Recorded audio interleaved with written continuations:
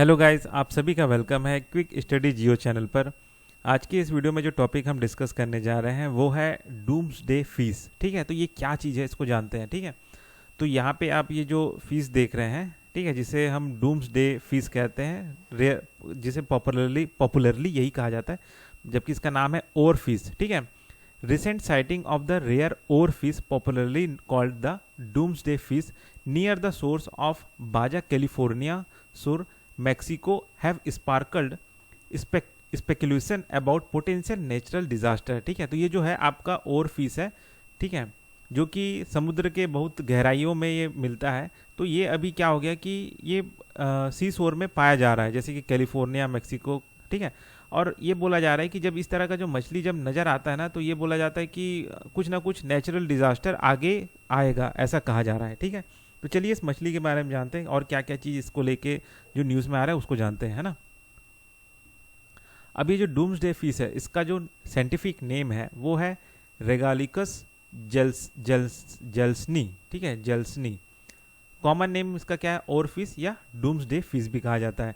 ये कहाँ पे डिस्ट्रीब्यूटेड है? Distribution found in deep sea water of the Pacific, Atlantic and Indian ocean. ठीक है, तो एकदम गहरे समुद्र में इन सारे ओशियन में पाया जाता है। ठीक है, हैबिटेट इसका कहाँ है? तो ये लगभग 200 से 1000 मीटर गहराई में ये मिलते हैं। ठीक है, near continental slopes and oceanic trench के पास में। ठीक है, अब इसका जो साइज है, the longest bony fish in the world reaching up to 11 metre, लगभग 11 मीटर का। अपीयरेंस का किस तरह का नजर आता है? ये रिबन के जैसे दिखता है। ठीक है, shimmering silver body with red dorsal fins.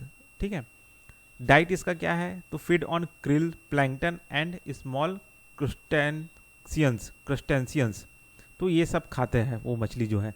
Life span इसका क्या है? लगभग ये 20 साल तक जीवित रहते हैं, है ना। तो थ्योरी इसको लेके क्या चीज़ है कि भाई ये बोला जा रहा है ना कि ओर फिश का ये नेचुरल डिजास्टर से कनेक्शन होता है। तो ये मतलब पहले समय में ये कहा जाता है, जैसे कि जापानीज माइथोलॉजी में, कि जब ये जो ओर फिश है जिसे ryugyu नो सुकाई, ठीक है, मतलब messenger from the sea god's palace, ये कहा जाता है कि मतलब ये एक संदेश है समुद्र देवता का।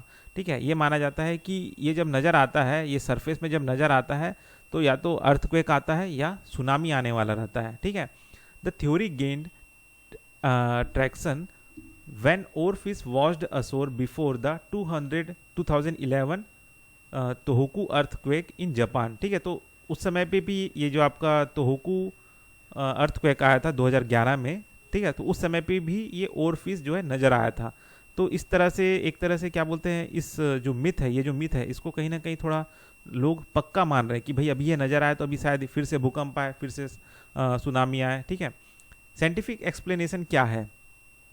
सम researchers believe oarfish may be sensitive to seismic activity due to deep sea fault lines. ठीक है, मतलब साइंटिस्ट का कहना ये है कि भाई ये जो ओर फिश होते हैं ये बहुत ज़्यादा सेंसिटिव होते हैं। ठीक है, थोड़ा सा भी हलचल या सेस्मिक एक्टिविटी या भूकंप का कुछ भी कंपन होगा तो ये थोड़ा सा ज़्यादा सेंसिटिव हो जाते हैं, इस वजह से ये ऊपर आ जाते हैं। ठीक है ना। The 2019 study by the Bulletin of the Seismological Society of America found no proven link between oar fish sighting and earthquake. ठीक है, तो ये 2019 में स्टडी किया गया था, ठीक है, अमेरिका में ही। तो उसमें देखा गया कि ओर फिश और ये जो अर्थक्वेक के बीच में कोई मतलब कोई प्रूवन लिंक नहीं है कि जब भी नज़र आया है तब आपका अर्थक्वेक आया है, ऐसा कोई पक्का सबूत नहीं है। तो ये चीज़ कहीं ना कहीं एक तरह से ये मिथ है, ऐसा मान रहे हैं। ठीक है, मनगढ़ंत चीज़ है, ऐसा बोल रहे हैं। ठीक है, expert suggest sighting occur due to illness, deep sea currents and change in water temperature and pressure rather than seismic activity. ठीक है, एक्सपर्ट्स का कहना यह है कि भाई या तो वो बीमार पड़ गई थी इसलिए ऊपर आ गई, या फिर जो डीप सी करेंट्स है उसमें कुछ हलचल आया होगा या चेंजेस आया होगा, या वाटर टेम्परेचर या प्रेशर में कुछ चेंजेस आया होगा, इस वजह से ये मतलब ऊपर आ गई है, ये नज़र आ रही है ना कि सेस्मिक एक्टिविटी होने वाला है इस वजह से नज़र आ रही है, ऐसा नहीं है। ठीक है, तो ये साइंटिफिक एक्सप्लेनेशन है। ठीक है, तो बस ये हो गया आपका डूम्सडे फीस के बारे में। तो इस वीडियो में बस इतना